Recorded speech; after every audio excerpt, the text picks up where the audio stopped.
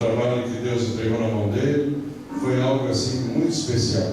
E esse pastor, há 42 anos atrás, nós oramos num Lago Negro, que hoje é um ponto bem turístico de Gramado, e quando estávamos orando lá, ele recebeu o batismo com o Espírito Santo, segurando cada um na mão do outro, e foi algo muito especial, e nos marcou, enfim. Então essa viagem tem sido uma viagem muito premiada, sobretudo para a minha vida. E a minha esposa, ela gosta de ficar um pouco mais jovem aqui no Brasil. Aí no dia 30 do mês passado, ela aniversariou em Gramado, olha só. Não é uma coisa chique, eu agradeço? E nós nos alegramos muito no Senhor. Glória a Deus. E rever o pastor Jonas e a Sandra, olha, é um privilégio, é uma coisa, um presente de Deus, vocês são para nós. Eu diria até, quase sem medo de errar, que vocês são meus netos. Se ele é meu filho, então vocês com certeza são os meus netos espirituais aqui. Glória a Deus. Mas quanto tempo eu tenho mesmo? Aqui tem um relógio bem na minha frente. Pode fazer vigília, meia-noite. Oh, glória a Deus. E brindar com a manhã de manhã. Aleluia, aleluia. Bem, como o pastor já falou, nós estamos 21 anos em Londres. Assim, olhando assim, a palavra Londres, parece uma coisa assim muito bonita, ou alguma coisa que todos gostariam de estar. Quero dizer para vocês que em qualquer lugar do mundo a gente tem problemas, tem tribulação, tem lutas, tem desafios, e todas essas coisas nós temos enfrentado em Londres. Mas também temos descoberto que o Senhor é muito fiel, muito especial, muito maravilhoso e capaz de vir em nosso socorro em todos os momentos, em todos os dias, em todas as horas. Ele está ali para nos presentear. Amém? Amém. Quero ler com vocês o capítulo 21 do Evangelho de João, o versículo de número 15. 21 do Evangelho de João, 15, diz assim: depois de terem comido, Jesus perguntou a Simão Pedro: Simão, filho de João, amas-me mais do que estes? Somente isso. Amém? Amém. Depois de uma comida, que comida? Jesus chega nessa passagem e ele pergunta se eles tinham algum peixe para comer. E eles disseram que não tinham absolutamente nada. E ele os envia a pescar novamente. E eles pescaram 153 grandes peixes. Mas quando voltaram, já tinha peixe assado na brasa e já tinha pão. E aí então foi uma comida. Então a comida que ele se refere aqui é que eles tinham comida, essa comida que Jesus mesmo tinha preparado. Pergunto para vocês, queridos: comida é alguma coisa que marca a gente ou não? Porque tem comidas e comidas, é ou não é? Agora tem a comida do meu aniversário. Talvez seja igual às outras comidas, mas aquela é o do aniversário, é ou não é? Tem outras comidas, aquela da formatura, aquela outra do casamento, aquela outra assim. E assim nós vamos registrando com as comidas. E aqui teve um registro de uma comida especial. Para o pastor Jonas, que já foi homem de negócios e tudo mais, e no mundo inteiro a gente sabe que a maneira melhor de fechar um negócio é no restaurante. Amém? Porque lá comendo, a pessoa fica descontraída e tudo, e aí o negócio é fechado. E Jesus não foi diferente. Ou melhor, de repente ele inaugurou esse aspecto, porque ele vem e prepara ele mesmo uma comida e diz: eu quero comer essa comida com vocês. E depois de ter comido, ele começa a conversar com Pedro. E ele pergunta: Simão, filho de João, amas-me mais do que estes? Irmãos, é interessante essa questão do amor, porque nós ventilamos amor. Amanhã mesmo é dia das mães. Não é um dia de ventilar para a mãe que ama, não é o dia de dizer algumas coisas para a mãe, não é o dia de dar um presente para a mãe, de repente. Então o amor, ele tem palavras, mas ele também tem atos, ele tem maneiras de demonstrar, e a gente precisa também dizer, porque há aqueles que têm muita dificuldade de dizer que amam.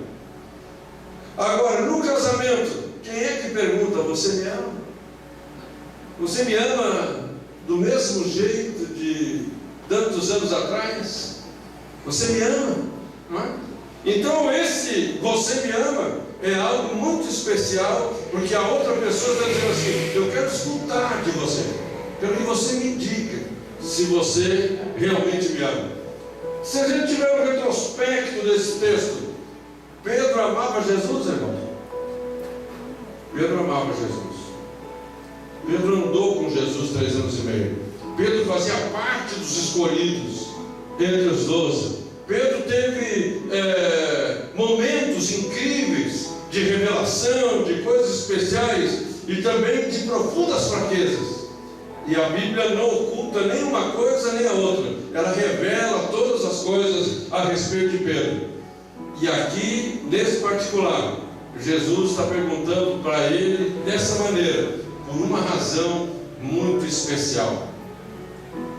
Pedro negou ou não negou? Negou. Negou 3 vezes. E Jesus ainda disse para ele assim: Pedro, tu me negarás. Irmãos, eu gostaria de partir da premissa nessa noite da seguinte forma: nós podemos amar ao Senhor, ainda assim pecar contra Ele, ou errar contra Ele, porque há coisas em nós que mostram nossa debilidade, ou nossa fraqueza, ou nossos limites, e faz com que a gente cometa coisas que não deveria ter cometido. Mas a pessoa sabe, a gente sente. Como era a característica de Pedro? Pedro era sanguíneo, quem sabe uma mistura de sanguíneo com colérico. Esse era Pedro. Pedro era aquele que falava, aquele que não deixava para depois, era aquele que ia na frente, aquele que demonstrava. Foi aquele que quis defender Jesus lá no Getsemane. Pedro era essa pessoa. Mas todas as pessoas que são sanguíneas ou coléricas, essas pessoas são incríveis, elas são verdadeiras, elas dizem o que pensam, mas quando elas erram, elas não se perdoam. E esse é o grande problema de Pedro aqui nesse momento. E Jesus está querendo tratar isso com carinho. Jesus está querendo trabalhar isso com carinho. Quando Pedro negou, e Jesus falou: o galo vai te avisar que você negou, e o galo canta, a Bíblia diz que Pedro chorou amargamente. E aquele choro não foi suficiente para que Pedro se perdoasse. Agora, a minha pergunta, irmãos: se Jesus avisou que Pedro ia fazer, Jesus ficou com problema, irmão? O que vocês acham? Jesus ficou doído, machucado? Jesus chegou a pensar: me enganei na escolha, não deveria ter escolhido Pedro. Ele não serve, ele está fora dos meus planos, ele não pode estar comigo, ele não pode caminhar comigo. Será que ele poderia, Jesus, pensar isso? Jesus não pensaria essas coisas. Ele tinha uma visão da vida diferenciada. Ele vinha trazer lições aonde às vezes nós não alcançamos. Porque na vida normal nossa, do ser humano, é muito normal eu ficar ferido com A, com B, com C, magoado. Eu esperava que me agradecesse, eu esperava que me compensasse, eu esperava que fizesse isso. Nós criamos ideias às vezes na nossa mente acerca do que a outra pessoa teria que fazer para nós. E Jesus não. Jesus sabia que ele ia fazer, e nem por isso disse para ele: como você vai fazer isso, já estou dispensando você agora, você não serve para o meu grupo. Não, muito mais pelo contrário. Ficou claro que Jesus disse: eu sei que você vai fazer, e não disse para ele: você está fora agora do meu grupo. Não, ele deixou: você faz parte do meu grupo. E o Pedro vai lá e faz o que faz. Qual que foi uma hora triste na vida de Pedro? Quando Jesus morreu e Pedro não estava lá. Mas a morte de Jesus também era para Pedro uma coisa boa. Por que era boa? Ele não precisava mais encarar o Senhor nos olhos para dizer para ele: me perdoa, eu errei, eu fui aonde não deveria ir, eu fui para um terreno que não deveria ir, fui para um lado que eu não deveria ter ido. Mas antes, pelo contrário, esse Jesus, ele dá oportunidades, ele vai lá no fundo do nosso ser e da nossa alma. E a Bíblia diz que ele não é homem no sentido do lado divino dele para errar ou para pecar, como o homem peca, ou como o homem mente, ou como ele se engana, às vezes acerca de si mesmo. É muito interessante essa história de Pedro. E Pedro, então, quando o Senhor morre, ele diz assim: bom, agora eu estou livre. Irmãos, quando nós temos um problema interno dentro de nós, dessa natureza, quando a outra pessoa morre, é pior ainda. Num primeiro momento a gente pensa que melhora, num segundo momento a gente diz: e agora? Se eu quiser consertar, não tenho para quem consertar, não sei o que fazer agora. Além disso, Pedro tinha sonhado com Jesus, porque Jesus fazia as pessoas sonhar e faz as pessoas sonhar. Ele não só fez no passado, ele também faz. Mas enquanto estava com eles, ele falava de algo especial. Ele os motivava a olhar a vida com outro enfoque, com outros olhos. E eles estavam olhando. Gerou neles esperança. Eles tinham agora um futuro melhor, eles pensavam. Mas de repente, o líder morreu. E agora? Investi 3 anos e meio da minha vida, deixei a pesca, deixei tudo de lado, e agora nossos planos foi tudo por água abaixo. E agora como fazer? Mas que tremendo, não é, irmãos? Que coisa linda. Jesus tinha dito para eles: eu vou padecer, vou sofrer, vou ser crucificado, vou morrer, vou ser sepultado, mas eu vou ressuscitar no 3º dia. Amém. É lindo demais, não é não? Eu vou ressuscitar no 3º dia. Esse é o sinal de Jonas que vocês vão ganhar. 3 dias no ventre do peixe grande, e depois o peixe vomitou ele lá. Símbolo de uma ressurreição. Esse sinal de Jonas é que vocês têm a respeito da minha vida. E ele está vivendo esse momento lindo, esse momento especial. Jesus, quando está morto, ele para de trabalhar, irmãos? O que vocês acham? Não, ele continuava trabalhando. Porque a morte física não pode matar a alma, não pode matar o espírito. E ele estava vivo do outro lado. Ele estava fazendo um trabalho especial. E diz o autor da carta de Judas que ele desceu aos lugares mais fundos. E Paulo também fala isso na carta aos Coríntios, que ele desceu às partes inferiores da terra. Aonde ele foi? Ele foi no lugar que naquela época, ou que naquele tempo, era tido apenas como uma prisão. Mas Satanás tinha as chaves desse lugar, as chaves da morte, e tinha também as chaves do inferno. E Jesus, nessa descida, ele vai lá para conquistar para mim e para você algo impossível, algo inimaginável, algo que a gente muitas vezes diz: realmente Deus é maravilhoso e capaz de permitir isso ao seu filho. E ele chegou lá como? E se defrontou diante de quem? Do próprio Satanás. E ele estava lá. E Jesus foi lá para vencer, para dizer que a vitória estava consumada. Eu fico imaginando todo aquele Velho Testamento que estava lá esperando que Jesus viesse, que houvesse um libertador, que eles fossem livres, tipo o povo foi livre do Egito por Moisés. Eles esperavam a liberdade. E de repente o João Batista chegou primeiro dizendo assim: aqueles que vocês profetizaram, eu tive nas minhas mãos e batizei nas águas. E teve uma voz do céu que disse: este é meu filho amado, a ele ouvi. E o Espírito Santo veio em forma de pomba sobre ele. Eu estive com a minha mão. Ele nas minhas mãos do lado de lá. É algo tremendo, não é não? E aí a notícia estava lá nesse lugar, mas todos estavam esperando. Daqui um pouco uma luz começou a brilhar, e foi iluminando aquele lugar.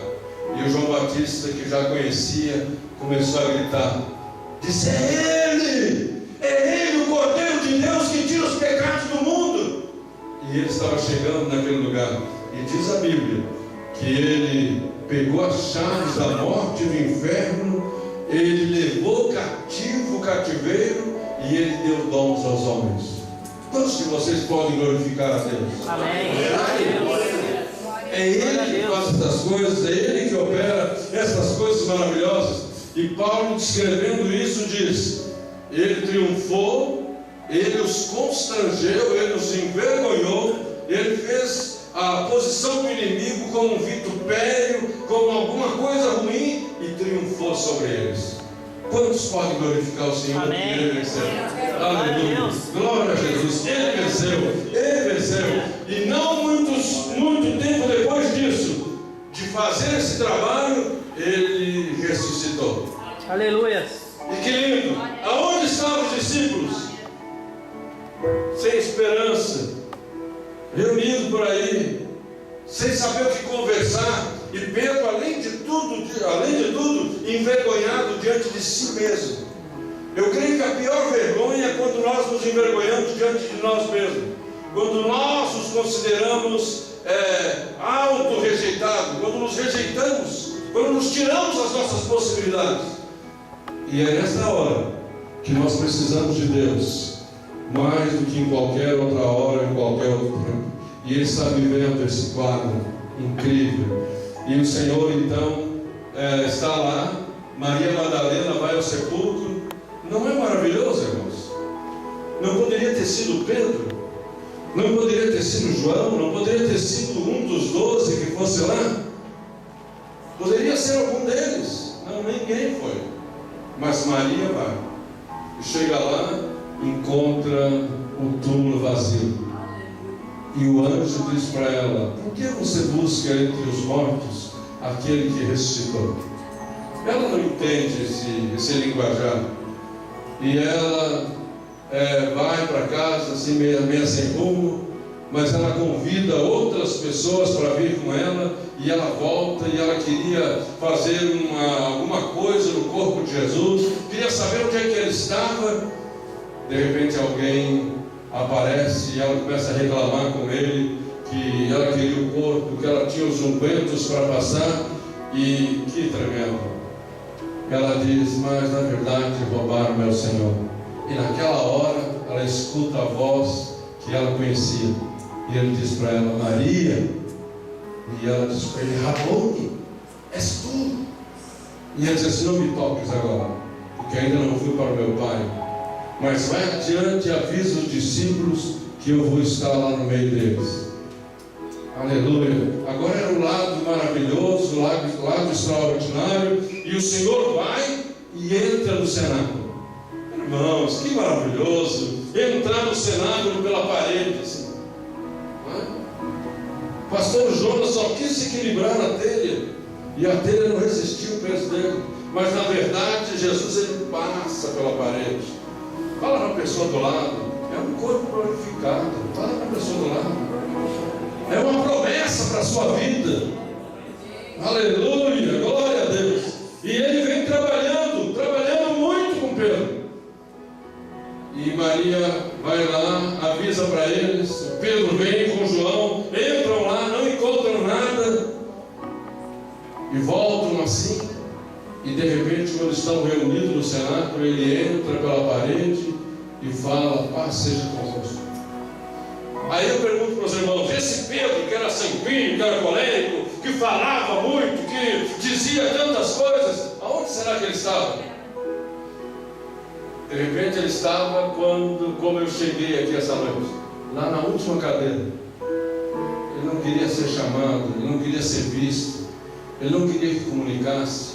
E que lindo, o Senhor é ético, o Senhor tem respeito, o Senhor, ele vai lá para trabalhar de uma maneira gloriosa. E ele não diz: ô Pedro, você não vai falar nada? Não, ele respeita o silêncio de Pedro. Aí depois ele aparece uma segunda vez. E o Pedro pensando assim, será que é ele mesmo? Aí o Tomé estraga tudo. Porque o Tomé diz, Senhor, se és tu mesmo, permita que eu coloque as mãos nas tuas feridas. Aí o Tomé vai lá e coloca. Aí o Pedro diz, não, então é ele mesmo. Como que dizendo, e agora? Como é que eu vou ficar? Como é que eu vou encarar ele frente a frente assim? Quantas histórias a gente ouve de que surge um problema entre duas pessoas e de repente vem vindo pela mesma calçada assim, e um deles toma a atitude, vou passar para outra calçada, para não encontrar de frente, para não olhar olho no olho. Olho no olho é alguma coisa especial, não é não? Olho no olho não é qualquer um que pode olhar. Olho no olho é alguma técnica que a imigração lá em Londres ela usa para receber a pessoa que está chegando. Ela faz a pergunta e o indivíduo desvia o olhar para responder. O oficial de justiça lá de imigração já sabe que a pessoa vai mentir, porque olhando olho no olho a pessoa não mente, mas quando desvia o olhar, aquilo não é verdadeiro que ela vai dizer. A desviada no olhar é para pensar, colocar o cérebro para pensar que resposta que vai dar. Agora imagine vocês, a esposa pergunta, você me ama? E ele dá uma olhadinha e fala, claro que eu te amo. A esposa diz assim, não, olha para mim para me dizer isso. É assim ou não é? Esse negócio de olhar para o lado não funciona. Bem, o Pedro está nessa situação lá, uma situação ruim, uma situação de quem se autorrejeita, uma situação de quem se considera indigno, uma situação de quem realmente está dizendo, eu não posso mais trabalhar com o Senhor, e eu não posso mais trabalhar para Ele, eu não posso fazer mais parte do time dele. Muitas vezes nós sofremos situações assim na vida e nos consideramos indignos, consideramos incapazes, sem condição. E eu quero dizer uma coisa para os irmãos nesta noite: Jesus ama os que se consideram sem condição, os que se consideram indignos. E eu vou dizer uma coisa para vocês: o céu vai estar cheio de gente que, mesmo estando lá, se a gente não tivesse já transformado, a gente ia causar um problema lá em cima. Tem dizendo, como fulano está aqui, essa outra pessoa não podia estar aqui. Não, que é isso? Eu mandei um lugarzinho ali com uma outra porta ali que ele podia ir para lá. Que negócio é esse que ele veio para cá? É incrível, não? Mas ele olha para o ladrão e diz assim, hoje mesmo estarás comigo no paraíso. Aleluia. O camarada roubou e foi para a cruz porque era ladrão e agora vai estar com ele lá no que vocês acham? Não parece injusto um negócio desse? Não parece que isso não tem alguma coisa errada com esse negócio? Não parece que ele apoia a coisa errada? Como se ele estivesse apoiando o roubo? Não, nada disso. Ele está dizendo que o céu é um lugar para quem reconhece a sua condição e diz, Senhor, me perdoe. Ou então, como o ladrão foi capaz de dizer, lembra-te de mim quando entrares no teu reino. O que os irmãos acham assim? Lembra-te de mim. Lembra-te de mim quando estiveres em Londres. Eu pergunto, basta isso ou não? Se você tem desejo de ir a Londres, você teria que ouvir outra coisa. Vamos comprar passagem, já vamos juntos de volta. Aí é diferente o negócio, não? Agora Jesus disse para ele, não vou lembrar só de você. Hoje mesmo você estará comigo no paraíso. Aleluia. Amém? Amém. Hoje mesmo, agora mesmo. A pessoa é importante para ele, independentemente do que a pessoa fez, ela é importante para ele. E ele está disposto a perdoar tantos quantos desejarem esse perdão que ele tem para dar. E aqui então nessa comida, Pedro está nessa situação. E no capítulo 21 desse livro, começa dizendo, Pedro para os outros assim, olha, eu vou pescar. Eu vou pescar porque para mim não dá mais. Essa questão de pescador de homens, isso não é para mim. Isso é para outra pessoa. Eu vou pescar.